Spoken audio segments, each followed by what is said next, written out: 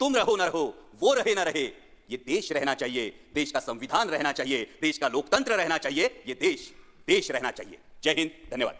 तो किसी ने कहा बिना कलश के प्राण प्रतिष्ठा कैसे होगी, किसी ने कहा बिना कलश के प्राण प्रतिष्ठा कैसे होगी, किसी ने कहा जब चुनाव ही प्राण हो तो सोचो कौन सी प्रतिष्ठा दांव पे लगी होगी।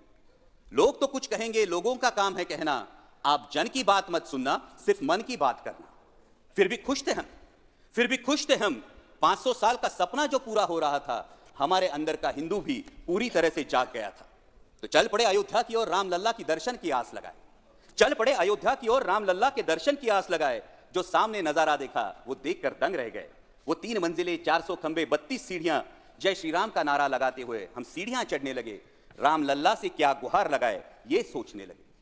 पहली सीढ़ी पर याद आई महंगाई, पहली सीढ़ी पर याद आई महंगाई, दूसरी पर देश में बढ़ती बेरोजगारी, तीसरी पर पत्रकारिता की चरण चुंबकता, चौथी पर सेंट्रल एजेंसीज की संदिग्ध भूमिका। हर सीढ़ी पर कुछ न कुछ याद आ रहा था, हर सीढ़ी पर कुछ न कुछ याद आ रहा था।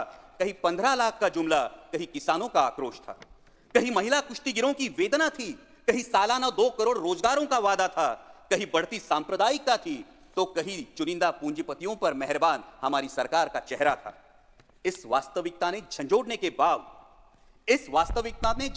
बाद भी हम अंधभक्तों की तरह चलते गए।